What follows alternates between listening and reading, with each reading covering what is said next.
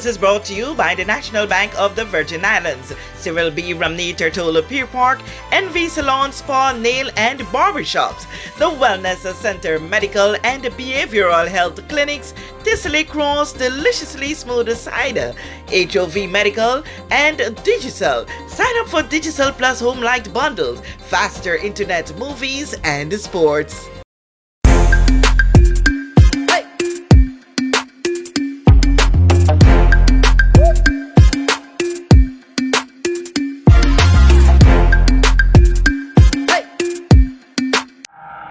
Residents of Virgin Gorda have demanded of the Minister for Communications and Works, Honorable Kai M. Reimer, to put their island at the top of his list of priorities to handle their water woes. We need to forget about Tortola and take care of Virgin Gorda. I think you need to concentrate for us.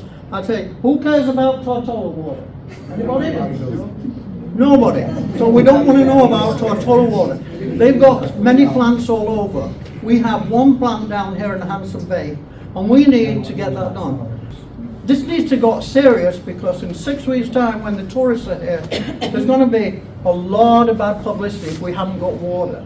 A firm position taken as the territory prepares to shift into the start of a new tourism season. We're 6 weeks away from all our tourist industry being full. And 6 weeks from now, if we're still only getting the water we're getting, somebody's going to be missing water. And it's going to be a disaster. The hotels are closed. And we're having to truck water from North Sound plant to Little Dix Bay to keep it open, you know, to keep just going. Bring water on the bag. Yeah. Our people are tired of paying $500 for every truckload of water that goes out there. I've suggested that what we stop doing is paying the damn hotel accommodation tax and use that money to pay the truck. Because you all guaranteed us water and you're not doing it. And why should we all suffer and pay? You know, it's absolutely ridiculous. Can I also add that the cruise season has come into full force, and I understand that in November there's a ship every day. And we have to be realistic. The majority of those people come to Virgin Gorda. Residents shared their concerns on the age-old water woes of Virgin Gorda at the October 10 community meeting called by Honorable Reimer. We are here. I have always tried to listen to the concerns, try to be as best as responsive as possible being the minister. And, you know, we have gotten to this point where now the community has demanded or, you know, reached out in numbers to say that these are some of the issues. It was established that a thorough study needs to be done to pilot the way to solving the issues. And on hand to give insight on what has been and is being done was Acting Director of Water and Sewage, Brian David.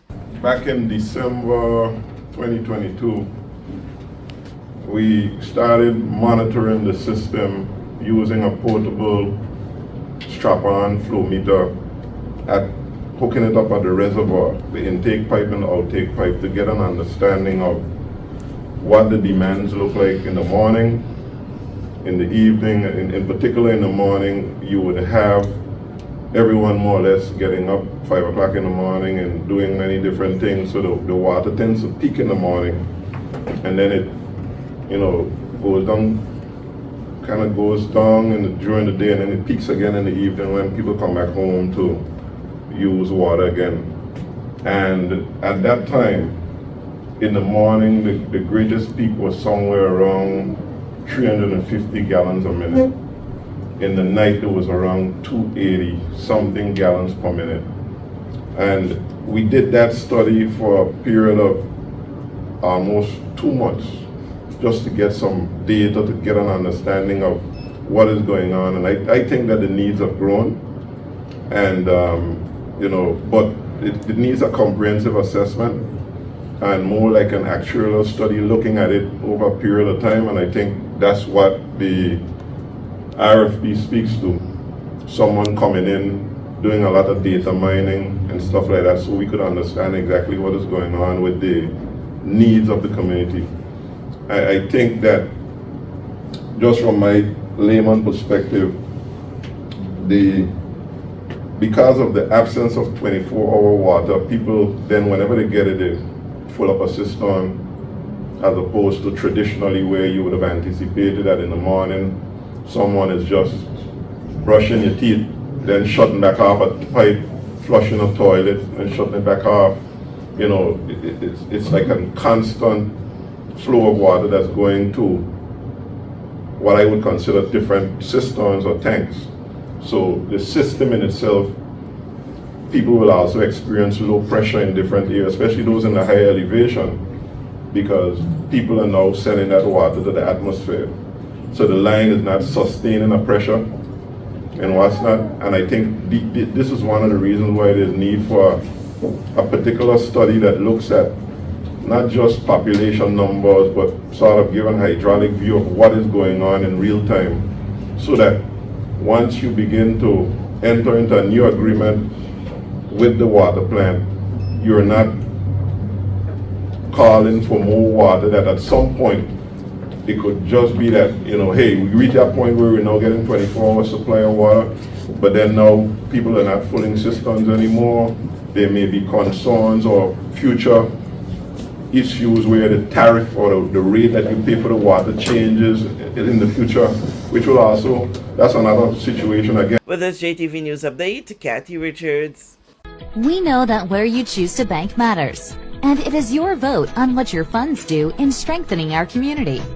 As your official Bank of Paradise, we invest and support the lifeblood of our economy by helping in the realization of personal goals for homeownership, education, and entrepreneurial visions, which support small businesses. We make it our place to connect with persons and worthy causes, and we have been doing so for more than 30 years. Where your money goes and what your dollars empower are your choice. And we thank you for choosing us, a bank that gives where it matters the most, for you, for our community, and a happier tomorrow. The National Bank of the Virgin Islands.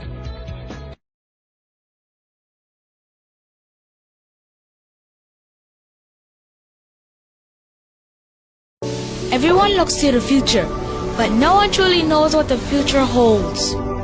The number of people under the age of 20 with type 2 diabetes could increase by 49% by 2050. Let it be known that we all have a 30% chance of developing hypertension. Globally, more than 300 million people of all ages suffer from depression. More than 60,000 young adults aged 20 to 39 are diagnosed with cancer each year. Obesity leads to problems such as stroke, heart disease, and kidney failure. No matter your race, age, or color, we are all at risk. These diseases can be managed or prevented if caught early. But with the right medicine and the right doctors to keep us on a path to live a robust and healthy life, we will live well.